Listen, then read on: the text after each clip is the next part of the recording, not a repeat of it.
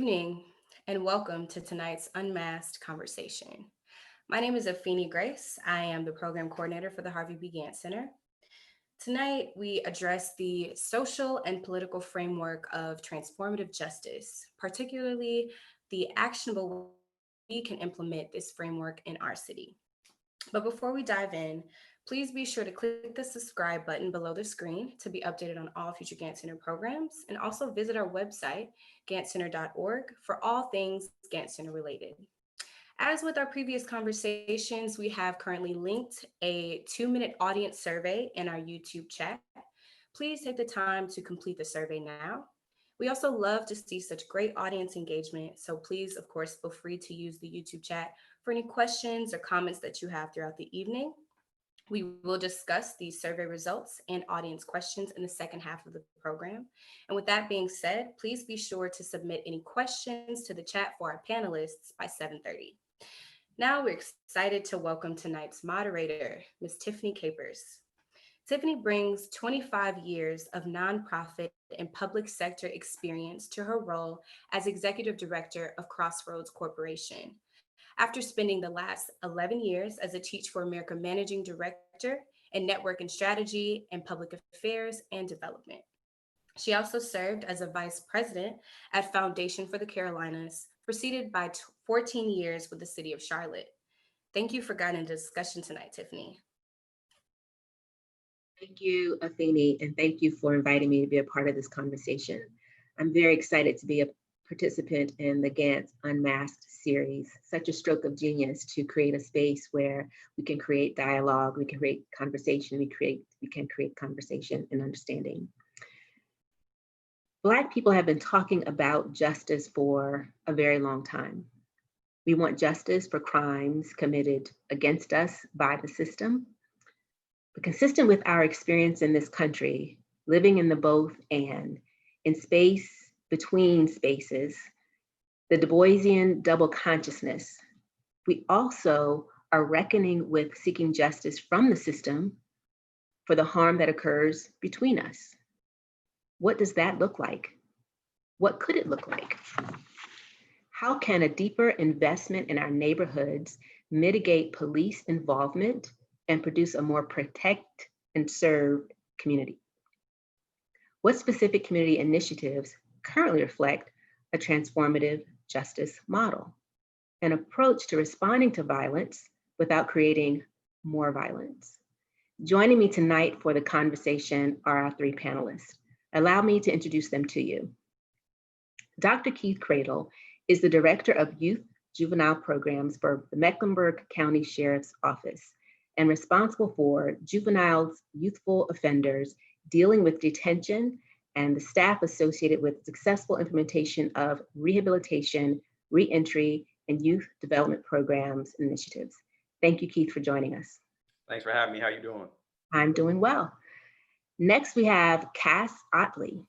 Cass is the founder and CEO of Seeking Justice CLT, a civil rights activist, an organizer, and a business owner in Charlotte, North Carolina.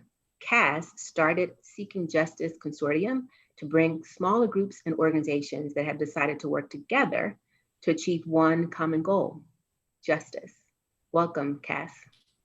Thank you for having me. And next we have Councilman Larkin Eggleston, a Democrat, was elected in 2017 as the District 1 representative and is serving his second term on City Council. He also serves as the chair of the Safe Communities Committee. Larkin served as a delegate to the 2016 Democratic National Convention. He received his associate degree from Johnson & Wales University and a bachelor's degree from Appalachian State University. Thank you for joining us, Larkin. Thanks for the invitation. And I should note that Councilmember Malcolm Graham had a conflict this evening and was not able to join us. So we thank you for sitting in his seat. We'll get started with some questions. The first question I'm going to ask is for the entire panel. When you hear the words transformative justice, what do you think? What comes to mind? For me, I think it starts, when we think about transformative justice, which is a relatively new term, But we're talking about how do you change a full system from the inside out, but also from the outside in. And so I think it really stems on social economic lines. The real thing that transforms a lot of things and anything is really, you got to follow the money, follow the dollars. And if we're talking about programmatic change in our community, we're talking about wholehearted change, then we've got to fully invest in that, not only with thought processes, think tanks, conversations, but with the money and getting to the root of the problem. We look at our communities, we look at our children. A big factor in this is poverty. They are scrounging to make a living, and that usually finds them in trouble or committing crimes, doing things that they need not do, henceforward putting them in a position that they can't undo themselves. And so having the money, the dollars, and I think, conversations that we've all had, that we also need, white people at the table to address the issues that they've created that we could all address together and move forward. Cass, what comes to mind for you when you hear the words transformative justice? I think it's a bolder, deeper dive than restorative justice. So when you talk about transformative justice, I think you're not only talking about restoring the people back to the situation or how they were prior, but you're looking at transforming the whole system and leaving everyone involved in a better place. So that does involve money, it involves investment of time, resources, and it also looks at building from the community outward, really engaging and having the community involved. So that's my approach and how I feel about it. And you, Larkin, what Yeah, comes for me, I think it means making sure that everyone in our community, and I will probably center a lot of my answers around Charlotte because that's what we look at every day. It means that making sure people in Charlotte have opportunity. And I think the connection between the zip code in which you're born and the inevitable opportunities you will have or not have in this city and in cities all across this country means that we've not yet found justice for people. And so I think it, to Dr. Cradle's point, it's attacking and dismantling and rebuilding those systems in a way that makes sure that you don't already have two strikes against you just because of the zip code you were born in, or you don't already have, you're not already on third base because of the zip code you were born in, but that people can grow up in any part of Charlotte and still have opportunities to succeed. So if I am hearing your responses, let me try to summarize some of what I've heard you say and some of what I'm also educating myself about when it comes to transformative justice. So punitive justice is a system, the environment in which we've all been socialized. Restorative justice speaks to returning someone to his or her original conditions, which still might be unjust. Transformative justice speaks to getting at the root cause of the harm. How do we change, heal, transform at the root system so that harm is no longer possible, or at least less likely? So some of you have mentioned already what you think are root causes of the harm. Poverty, lack of opportunity. What else is there? What else is at the root cause? I think that those are symptoms maybe. And the cause to me are things like redlining. And so, poverty isn't something that, to me, there are so many things that cause poverty, and so many of them are those systems that all three of us just mentioned. And so I think redlining is the perfect example. If people historically have not had the home ownership opportunities, if y'all's families have not had the home ownership opportunities that my family had simply because of the color of my skin, that leads to not having intergenerational wealth. It leads to not having the upward mobility opportunities that certain people have and other people don't. So I think that it's, to me, poverty is the symptom. It's not the cause. The causes were the systems like redlining that have been set up a long time ago to make sure that certain people win in the system the way it was. I agree. I think that it's Black and brown people not having access to build wealth.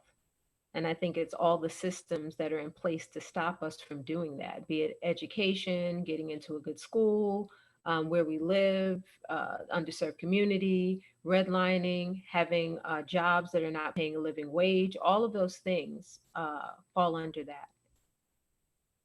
And I'm going to agree, in that same vein that, again, when you look at all the other systems that create, that division in which folk do not have access to capital or resources, then poverty becomes a part of that. And when you don't have an opportunity to pull yourself out of that, you find yourself again in situations and predicaments that make it even tougher to socialize, to be a part of the fuller community, the fuller dialogue and discussion. When you have strikes against you, when you haven't been working, in places that allow you opportunities to grow or to buy a home, all that stuff gets into, again, social economic issues, and where people don't have a fair chance to build upon what they need to have that, we all normalize as functioning inside society. Very keen for us to be thinking about and talking about how we fix systems rather than orienting our solutions on fixing people. I think a lot of our resources, our time and our talent have been dedicated to how do we fix people. People are living in, operating, and being impacted by and oppressed by, marginalized by systems, and the systems are producing what they're designed to produce. So if we really want to see a change, if we want to see justice be transformative rather than punitive or focusing on retribution, we really do have to focus on some of those systems. I'm going to pivot a little bit and talk about some of the recent incidents in our community. Black on Black crime is an expression that is used only in instances where Black people are both victims and perpetrators of crime. The very use of the term is designed to perpetuate this misconception that Black people are somehow more violent, more prone to violence, and by extension, speciously, Black people require violence when the system responds. We've seen how the system responds and what happens to us when it does. How do we change the system that commits violence against and among us when it responds? Can we change the system? And what needs to change to address the harm that happens between us?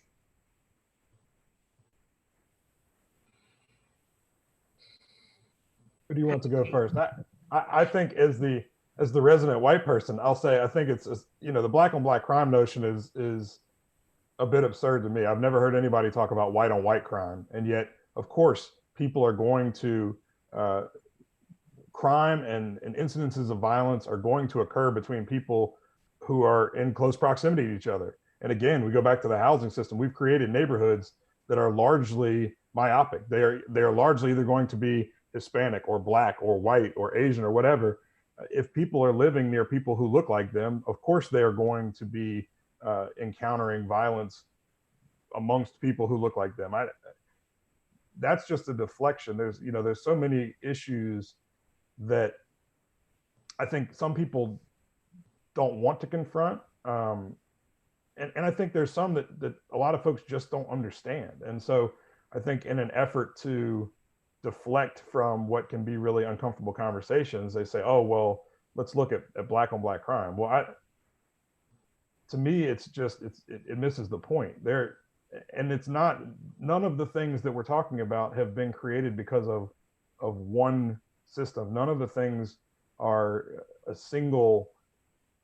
have a single source. And so there's a lot of things we need to address. So to say, why are we worried about one thing when there's another thing going on? We got to be worried about more than one thing at a time right now. And I agree. Again, Black on Black crime is used as a diversion. As Larkin said, people will, they live in the neighborhoods they live in, and the people in close proximity are usually the victims or the targets of the people they live around. But again, going back to marginalizing those communities and those distressed, underfunded, at-risk communities, you're leaving people at times with no other, ramification or repercussion but to, rob the person that's closest to them. They're not going to go all the way across town when, someone lives in my neighborhood who I can, quote unquote, inflict harm or rob. So again, we have to do better when we look at these communities, particularly minority communities, communities of color. I think, there were two murders today, 2 homicides today, in areas and zip codes we all know too well. You see what I'm saying? These things aren't happening in some bubble or as if we don't know. We know what zip codes have the highest rates of homicide, and we have to concentrate. Again, we're talking about transformative justice. We have to concentrate resources into that area, funding, dollars, programs, community-minded members who know those communities and can do the work. But again, building up those neighborhoods so they have the same opportunities, grocery stores, all things that public health, when you look at what does a healthy community look like, having those communities look the same as they look in South Charlotte. So you have to have, like Logan said, we have to have these difficult conversations, but we really have to put the money and the resources into changing after we've had the conversation. To put a fine point on what Keith said real quick, it's not even zip codes. It's way more narrow than that. 2 square miles. We've identified 4 spots in the city, and I think we might get to this later. 4 spots in the city cover 2 square miles out of a couple hundred square miles that the city encompasses 8% of our violent crime. So it's not even a zip code. We literally can point at intersections and predict where violent crime is going to happen. And that's where we've got to make investment. I also think the term Black on Black crime is used to justify how Black and brown people are policed, how they're brutalized when they're policed, because it gives you the perception that we are violent, so we need to be treated in that manner. I also think, that, yeah, it's a small area that we're talking about, but this has been going on for decades. And it's not as if we haven't, we don't know this. I mean, you can lay out where all the homicides and where all the crimes are and know exactly where these areas and where these locations are, but yet still nothing's being done about it. But we keep talking about, we want to stop the crime and, we want to stop the killing, but we're not willing to be honest about what's really going on and to really look at these systems, who controls these systems, why they were put in place in the first place, and who benefits from them. And that's part of changing and dismantling these systems, because it's clear they're not here in place to benefit Black and brown people.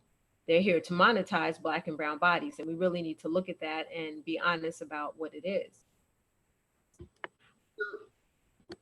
Just to sort of pick up on where you are making me think about this question a little bit, Cass. So to what degree then are we also building effective, sustainable movements that are grounded in resilience and life-affirming power? We know the messages that we have internalized as Black and brown communities, the propaganda against us. We've been demonized in this country for centuries. So what are we doing? What can we do to build our own sort of sense of self, if you will, and this life-affirming orientation to how we interact with one another? What would that look like? We have to change our mindset, and we have to start with our children. We have to really start teaching them their history, teaching them who they are, where they came from, all of the accomplishments of people of color before them, and that we were not slaves. We were people that were enslaved, because that's a huge difference. And I think when we start there, and then also how we carry ourselves, how we engage with one another, how we talk to one another, and not be so quick to judge other people. Because, I don't know what other people are going through. They might have lost their job or whatever the situation is, but we're very quick to judge one another and to point our finger at other people. And I think we have to really be more compassionate and really look at one another as if, we're family, we're all in this together, and we all play a role in this together. And I think when we start to do that, not only will we be able to reach more people, people will look at what we're doing and want to be a part of what we're doing and want to join in as well. So I think it's leading by example. Larkin, Cass talks a lot about community, which can connote the Black community, if you will. The question, so what are the 3 main sectors of our community that we should focus on to achieve this long-lasting, self-affirming, transformative approach to justice?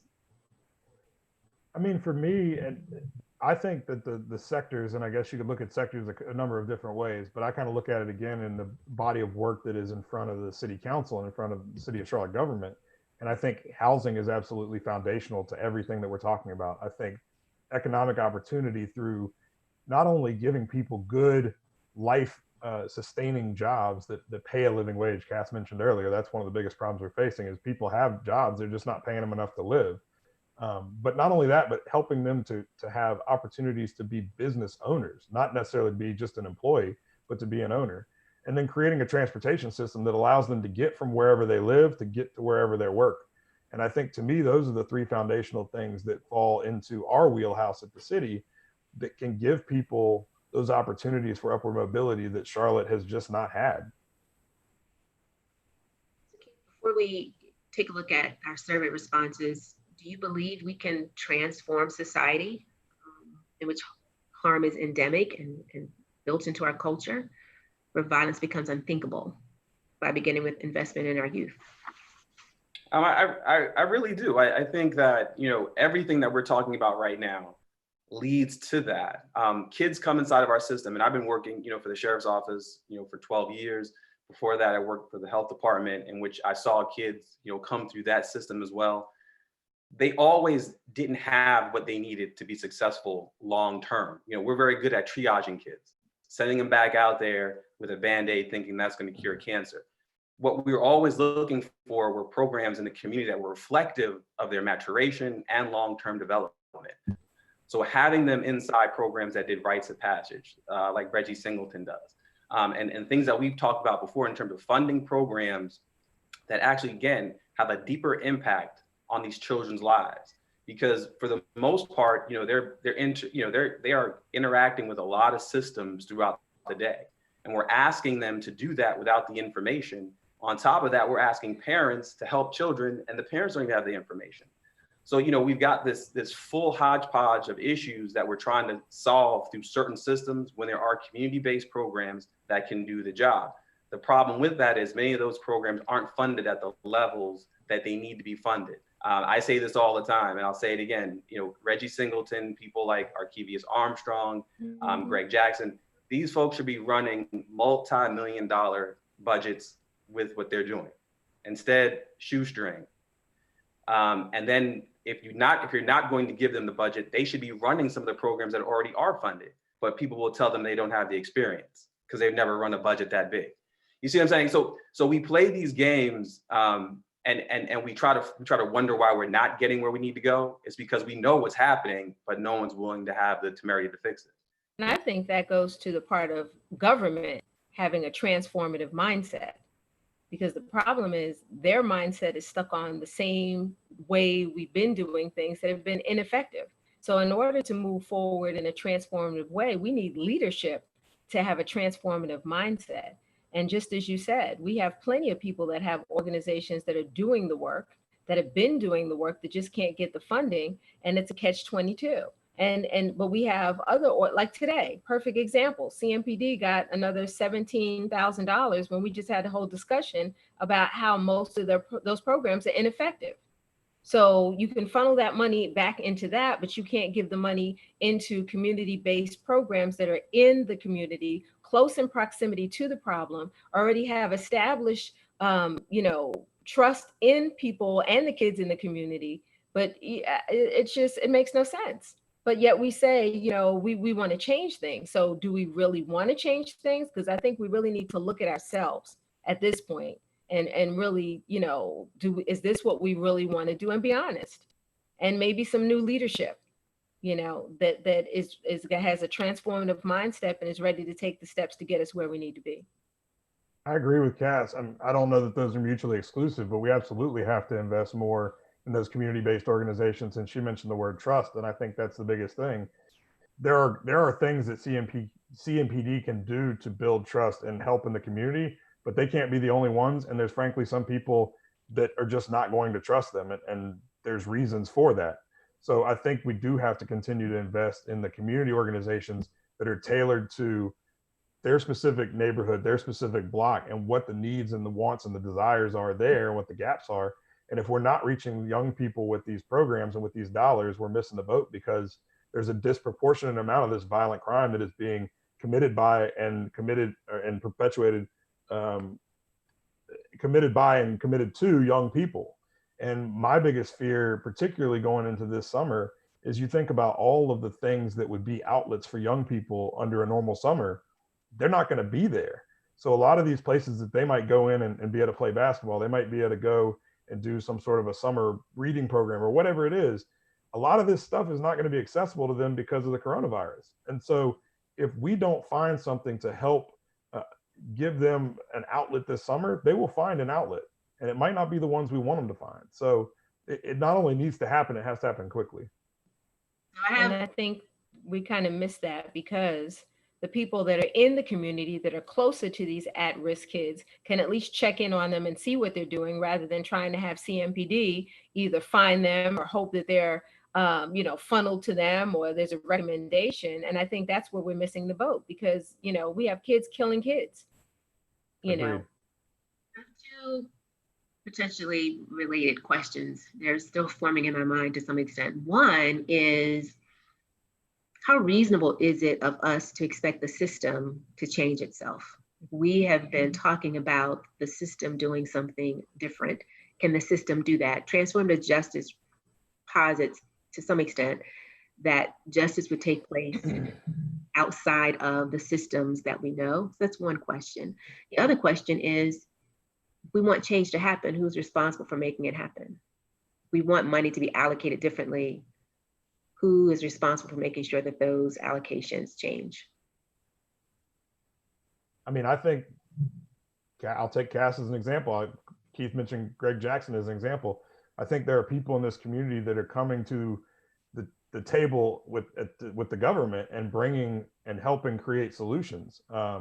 There's, you don't have to be on Twitter very long to find a lot of people who have gripes. But if you're not Cass, if you're not Keith, if you're not you, Tiffany, and you're not coming to the table and saying, let me help do this work, let me help figure out what the solutions to these problems are, you're just yelling at the sky. And so we need more people that are taking proactive roles, not just, throwing rocks. I think also, when the community does come to the table, I think our voice needs to be heard.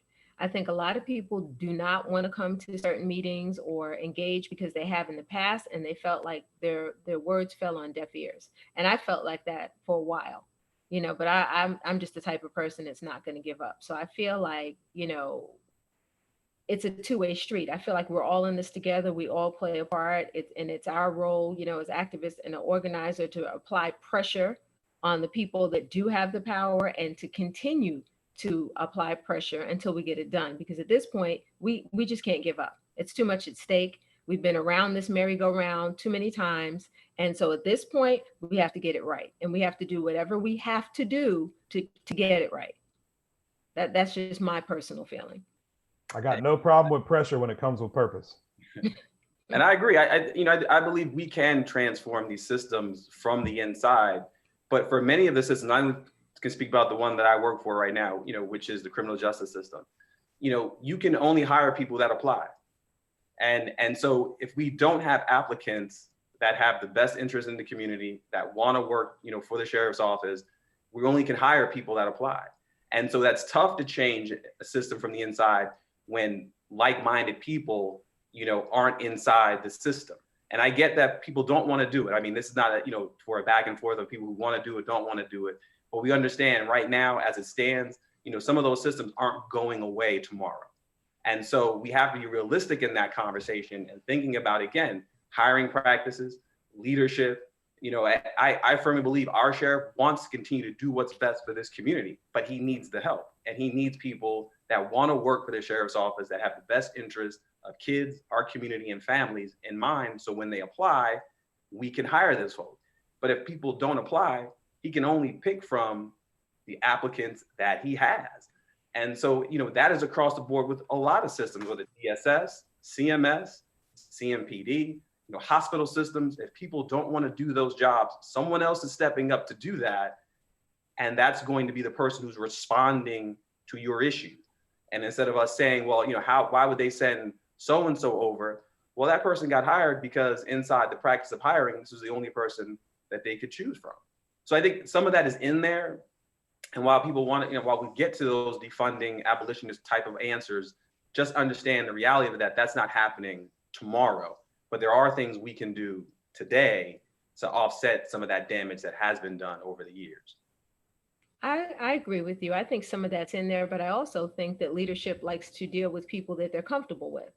And if you look at a lot of these task force and a lot of these groups, you keep seeing the same people over and over again because they're comfortable with those people. But when you're comfortable, there is no change. So you have to have voices at the table sometimes that challenge you to bring new blood or, something new to the room to make you want to change. Because if everybody's comfortable, we're all just going to sit here. And I think that's part of the problem also. We shouldn't have multiple people on 5 and 6 different panels. There are people that have stepped up and multiple times that have been overlooked. So that's also an issue as well. The how are they picking these people? Who's nominating these people? How many people do they get to nominate? And the same thing with leadership. If they're not speaking to the needs of the community and they're not stepping up and doing the things that we want or need in our community, then we really need to start getting rid of some of these leaders. Some of us need to start coming up and, applying for these leadership roles, or be it government or whatever it is, because we need change. And we've been waiting far too long for it. We've been talking about the same situation. I mean, I've lived in Charlotte 22 years. And this has been the same conversation for the last 22 years. I also worked for CMS, and I've worked for CMS for 22 years. And I've seen it consistently get worse. Where these kids are falling through the cracks. They have issues. They have no one to talk to. And if they do to talk to someone, just like Dr. Cradle said, it's a bandage. It's a bandage. Just we're going to talk to you for a couple of seconds. You should be okay. Send the kid home. And then when we see the kid 5 years later on the news, it's heartbreaking. I've seen 5 kids that I know personally that have been killed. And when I tell you it breaks my heart, it breaks my heart. So I'm in this for the long haul because we got to get this right. We have to. Take a moment and hear from the audience. They've been participating in this survey. Let's see what they are saying about tonight's discussion. Afeni, what are we learning from the survey?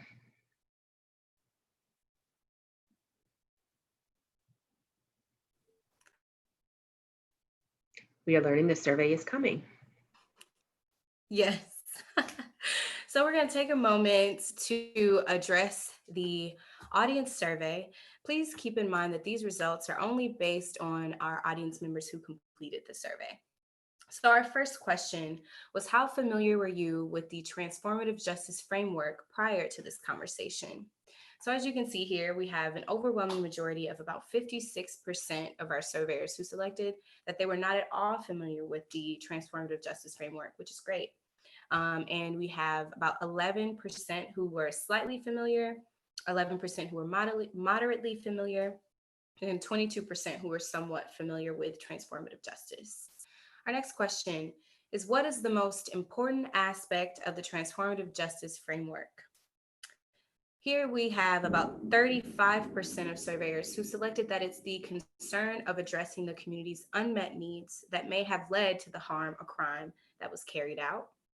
Next, we have about 29% of surveyors who selected that it's the assertion that acts of harm largely have systemic origins that require a collective response.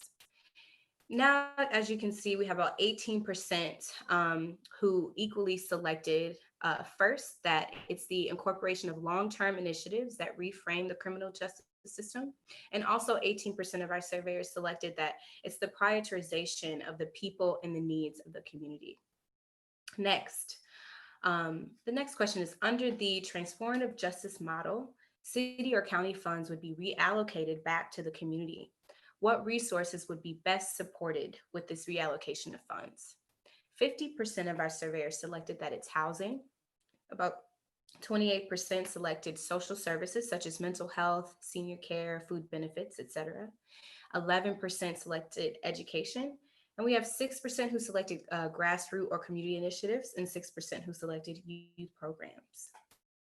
Next is, do you believe police have a role in a transformative justice model? 67% of our surveyors said that yes, they do have a role, and 33% selected that they do not. So our final request was just kind of gauging why our surveyors selected the response that they did. Whether they believe that police did or did not have a role.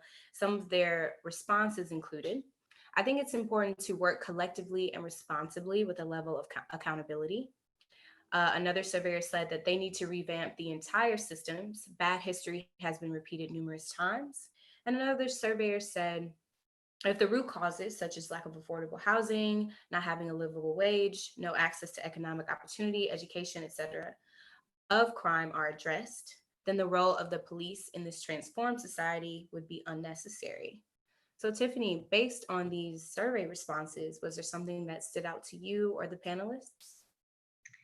Yeah, for me, to some extent, based on what I'm learning about transformative justice, the idea that the police should be involved as an entity. I don't know that the police would be involved in transformative justice as what I've learned from an academic perspective, but I think they definitely have a role to play in terms of how they go about their duties to protect and serve, and that their orientation should shift from just being purely punitive, particularly when it is overly aggressive and leads to the death of people, to one where they are responding to the needs and meeting the situation with the appropriate response. So that's interesting to me. And also the notion of housing with respect to transformative justice. Having that as one of the underlying causes. I've been thinking about this a little bit, and I do wonder to what extent it goes back to something Cass said about the self-affirming notion that we have within the Black community, and to what degree we frankly have internalized some of the messages that we have learned about ourselves and been told about ourselves for the past 401 years. What is that doing to our collective psyche, our collective conscious, and the way we view our own selves and our own worth? So when I say Black Lives Matter, I'm talking about me. Like, I matter as much as other Black people who matter, and I try to operate and live that truth. That's what was surprising or insightful to me. What about the panel? What did you all see that was interesting? I think the large amount of police in the, transformative justice part, because if we do start funding the things that the community needs, we won't need that huge, overwhelming, component of police, because I feel like in the Black and Brown community, we already have too much interaction with the police and we're already over policed. So I feel like, once we start addressing housing and education and they start budgeting money for specifically for community work and all of these things, then there won't be the need for the police to be in our community, because people won't be doing these crimes because they won't be living under those conditions where they're fighting to survive. When you are forced to fight to survive every single day, your mindset is very different.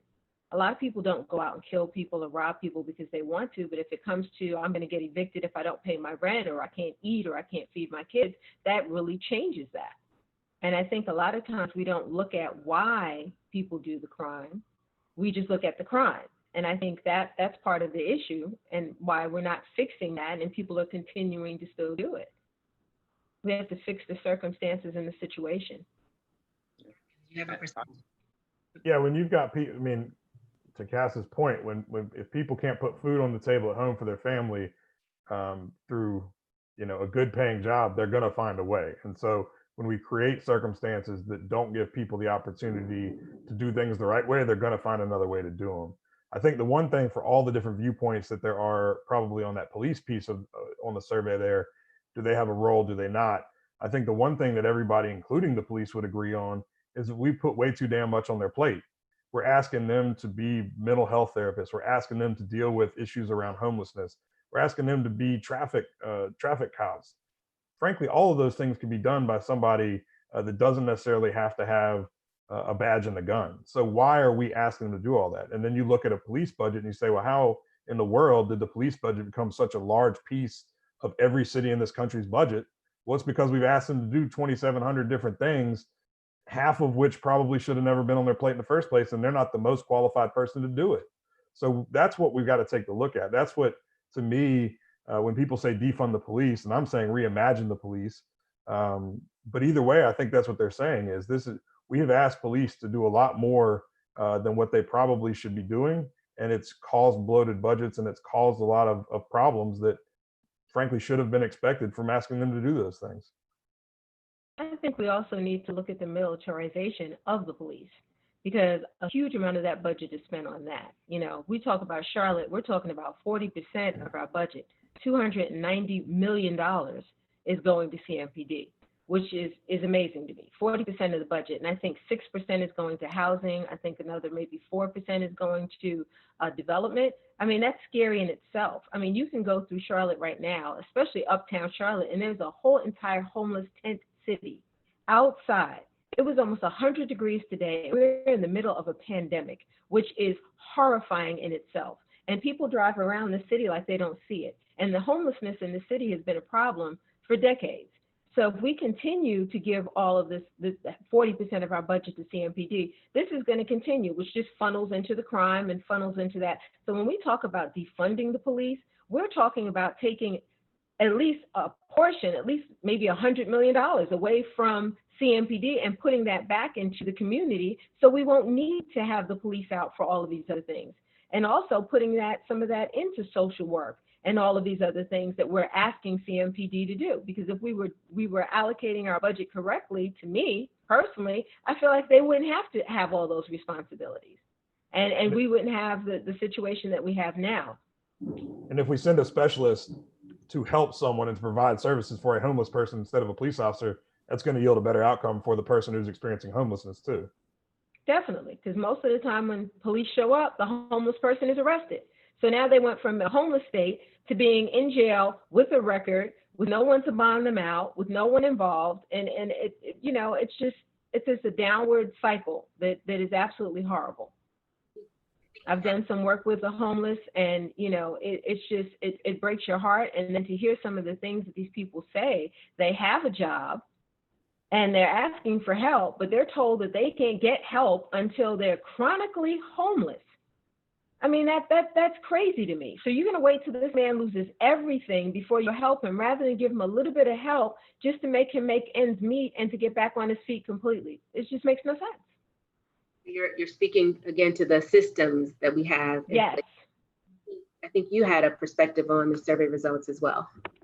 Yeah, I mean, just working back from what I saw, with the police involvement, that 67% of the folk, that took the survey, wanted police involved. And when I figured pretty much the city was ready to throw CMPD out with the bathwater. So it just shows you that, we recognize that we need help in all arenas, in all areas. And then looking at the housing, again, housing is huge. Cash just spoke to that. People recognize what we need. The community knows, the answers to the, in that survey is the community talking to us consistently about what they need. But when you get back to that first question, lack of information. So people don't even know, about the services. They don't know what's happening. They don't know how to access some of these services.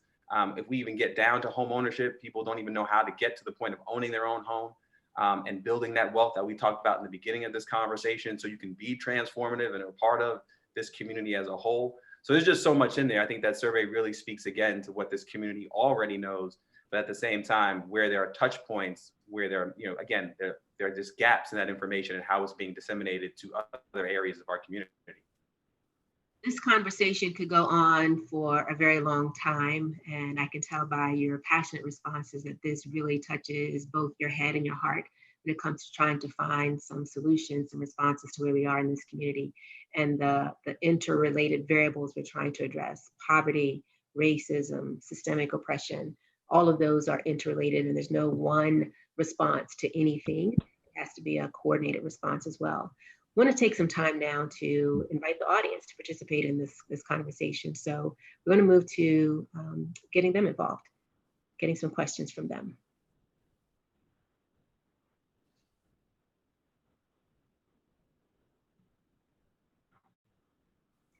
One question that I've seen in the chat. This one is for you, Larkin. Are there specific programs that the City of Charlotte has put into place to address the targeted areas you mentioned? And if so, what are they? Yeah, so the 4 target areas, Arrowwood and Nations Ford Road, 85 and Sugar Creek, Beatty's Ford and LaSalle, and Central and Sharon Amity. Those are the 4 that I mentioned earlier that encompass 2 total square miles, but 8% of the violent crime. Beatty's Ford and LaSalle and Sugar Creek and 85 are going to be the 2 where we start off some of these pilot programs, violence interrupter programs. In those particular communities, that will mean we've got violence interrupters out in the streets. I think a good example, everybody I'm sure is familiar with what happened at what were peaceful daytime Juneteenth celebrations up, again, not surprisingly, at Beatty's Ford in LaSalle, where we'd already identified as a focus area, that then 2 days later turned into violent activity on, I believe it was a Sunday night. So again, if you've got those people that, like Cass said, you've got people that are actually in those communities who've built that trust, who can step in and intervene, we think we can avoid those outcomes where something small turns into something big. The other thing will be working with the hospitals to make sure that there are violence interrupters there when we're talking more along the lines of domestic violence, people who can step in, and as someone is coming into the hospital as a victim of violence, they can try to offer services and assistance to that person in that moment to help kind of change the course of that situation as well. And another interesting question from the chat, and speaks a little bit to the root causes that we've talked about as well. This is for all the panelists. You all can weigh in on this one. Would reparations to African Americans be a solution to systemic racism and helping to usher in transformative justice?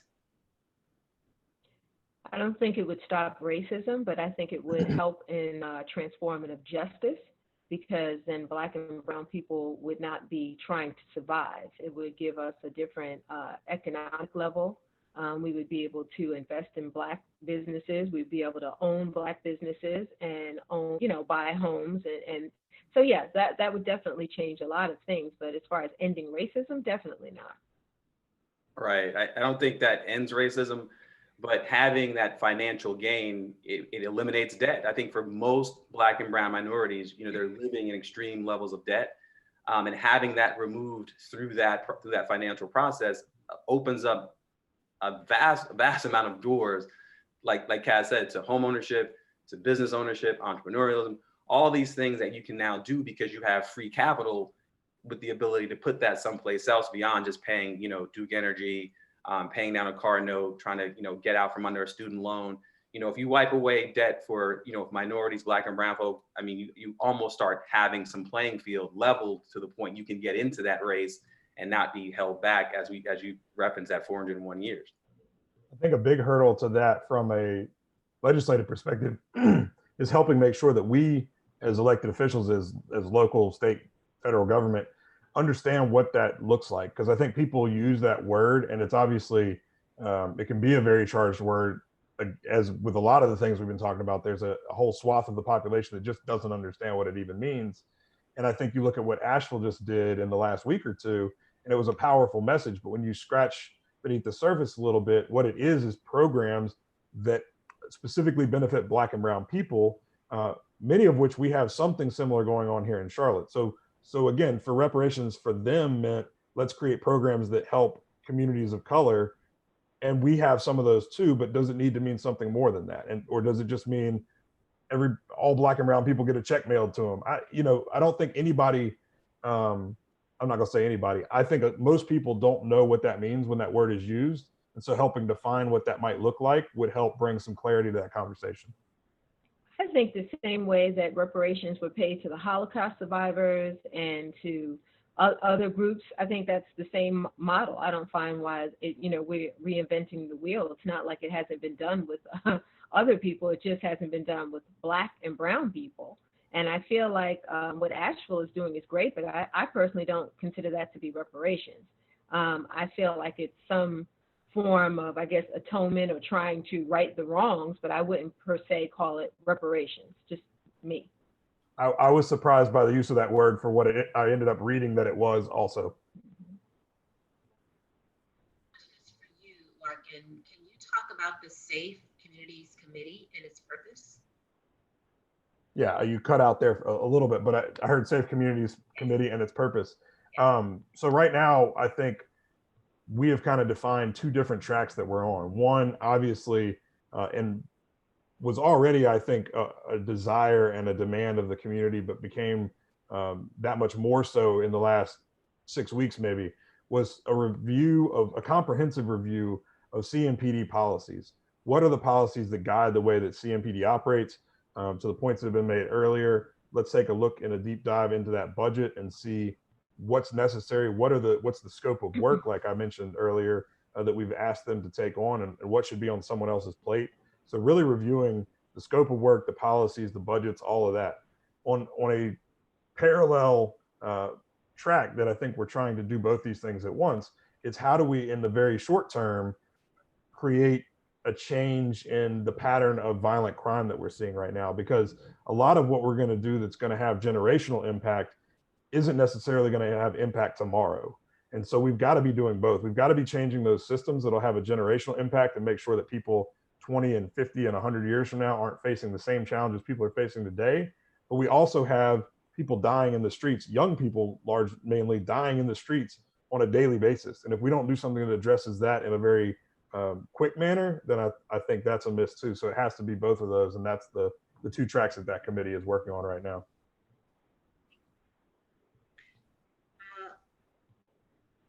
A question for you, Cass. How do we build our personal and collective capacity to respond to trauma and support accountability in a transformational way? Dealing with trauma, I think in the Black and Brown community, we have to get rid of the stigmatism around asking for help. Mental health or emotional support or whatever it is. I think that's one of the issues in the Black and Brown community. And it stops a lot of us from getting the help that we need or even reaching out and asking for the help that we need. I also think that, organizations, as far as being in the community, I mean, I'll give you a perfect example. I did a healing event on Beatty'sford Road with some social workers right after the shooting. I think when we know that there are traumatizing situations in certain communities, I think we need to bring the people where the trauma is and not expect the people to move to get the help. They're already traumatized. I feel like we should make it more accessible. And as we say, a lot of people don't know these resources and these things are available. We need to bring them to the people because we know who the people are that are being impacted. We know who the people are that are being traumatized. And as far as what was the last part of the question? In terms of support, accountability in a transformational way, how can we be more accountable to one another in a transformational way? I think being honest, just being honest and dropping our egos. I think there are a lot of egos that come in the room with people, and I think we need to check our egos and all of that at the door and just really be honest, because and to get to the root cause of what's going on, we have to be honest, and we have to honestly not only look at others, but look at ourselves and be honest with ourselves. How we arrived, how we came into the room, what do we bring to the table? What are we willing to do to get where we need to be? And I think, just taking account of ourselves. So Keith, one question for you. What are three actions we can take right now that would have an immediate impact in our community? So I think, we're kind of speaking to all of that. One, you have to have, fully vested and invested community-based programs. You have to have places for these kids, young adults and adults to have access to resources. So once you start looking at that, again, having honest conversation, as Cass keeps saying, we do a lot of, we speak out both sides of our neck sometimes. And instead of just having the conversation, putting the money inside those programs that we know are going to work. And again, having places for these kids to be able to transition, find success, and find value. Youth mentoring, employment, again, creating trust in our community, that's huge. I mean, there's a huge fissure right now in terms of trust, whether that's between law enforcement, that's between systems, community members. We've got to build that trust in, because again, we're not going to have these conversations if I don't trust you. And that goes back into how are people being selected to be a part of these panels, be a part of these conversations. I mean, there's so much in there that I think we've all kind of said tonight, and we know what it is. It's, do we have the will to do that and to change it and to add folk to the room that normally won't be there? For someone to get an invite and say, you know what, don't take me. I'm going to allow someone else to take my seat because they have a better spin on this. They have a better hold on this. If folk would take themselves out of the equation, take their egos out, as Cass said, I think we have a lot more success in some of these realms and arenas. But until we have that, you're going to continue to see people spinning on that hamster wheel because we're just doing the same thing over and over and over again. And I had one more thing that's cliche, but vote. I mean, we're one of the only states left that hadn't expanded Medicaid. You want an example of something that is disadvantaging people who are already behind the eight ball when you don't have access to quality, affordable health care, and our state government has not allowed a lot of people in this state to have that access. It leads to a lot of bad outcomes that stem from that and all these other systemic issues. So, if you don't have the right people in city hall, county government, but state and federal too, then we miss out on a lot of opportunities to fix some of this stuff. I'd like to add to that also. I feel like we need to audit. We need to audit city government. We need to audit CMPD. We need to audit all of these entities to find out, where is this money really going? We have a vague idea of where it's going and what it's doing, but I think until we really understand where the funding and where the money is actually going, we're not going to be able to correct the problem. Because we talk about it, we see big chunks going here and there, but we really we need to dive deep down and audit all of these entities to find out, where's the money going, what is it going to, and where it could be better used. And I'm talking about, city council, CMPD, county commission, all this money. We need to know where it's going and why it keeps missing the Black and brown community that's underserved where it's needed to go for decades. Cass, I got about a 700-page book I'll loan you whenever you want it. I want it. I need it. And I got a bunch of Sharpies to go through it. So let me know. I got you. We are wrapping up our conversation for the evening for this Unmasked conversation. And I have one final question for each of you. And I'll start with you, Keith. It's a two-part question.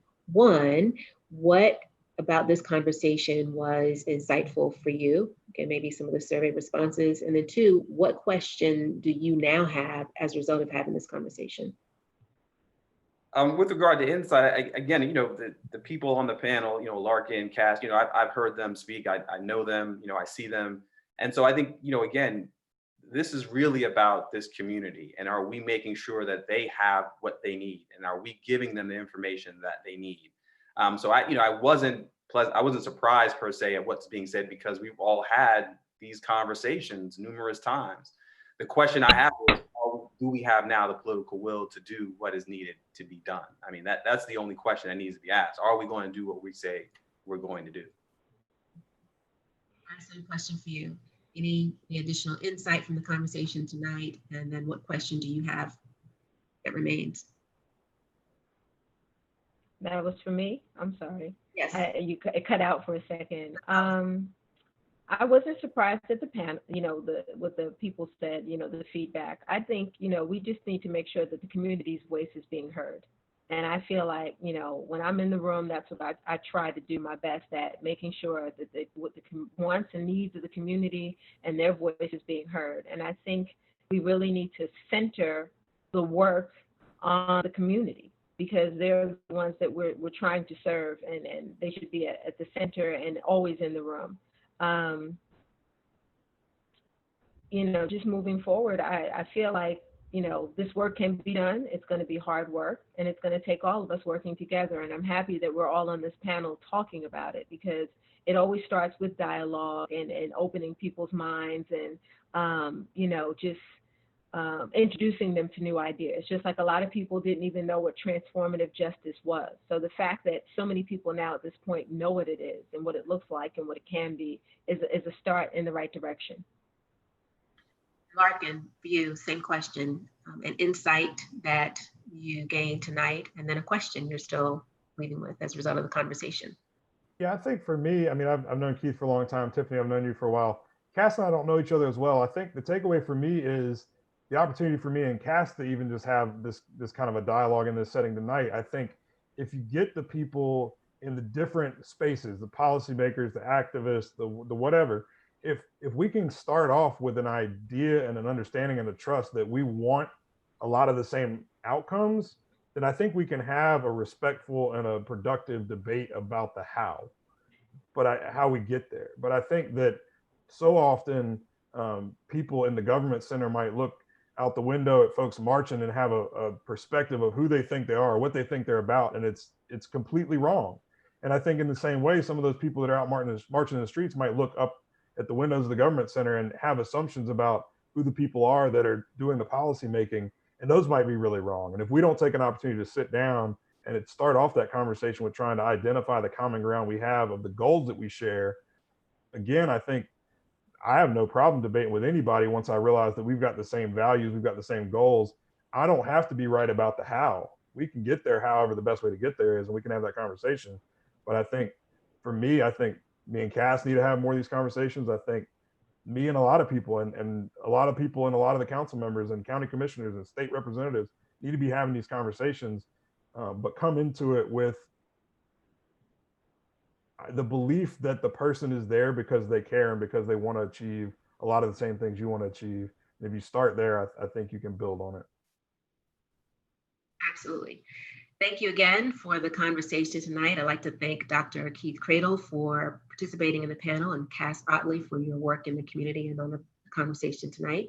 And Councilmember Larkin, thank you for being engaged with us tonight around this particular topic of transformative justice in action. I hope that at a minimum, people who have been engaged with us tonight have more curiosity than certainty about what we do next, and that they spend some time learning about what this means and what it can mean for our community and how we can hold ourselves accountable to make sure we realize our full potential as a community. Thank you again for being a part of the conversation. I want to also thank our audience members for participating. Thank you for being engaged. Thank you for your questions.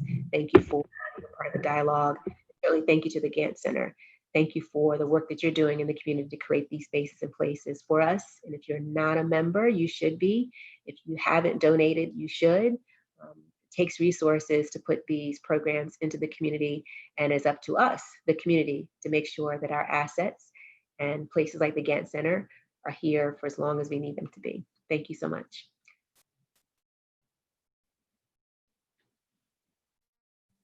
Thank you so much, Tiffany, for your words and for leading tonight's discussion. The Gantt Center is in a unique position to inform, inspire, and most importantly, shed light on ways that we can collectively make real and lasting change. With our Text to Give platform, you can support our growth and impact in these initiatives. By texting Unmasked to 345-345, you assist in allowing the Gantt Center to continue and further our mission. We thank you in advance for your support, for your contributions to the Gantt Center, and of course, for being a part of tonight's conversation.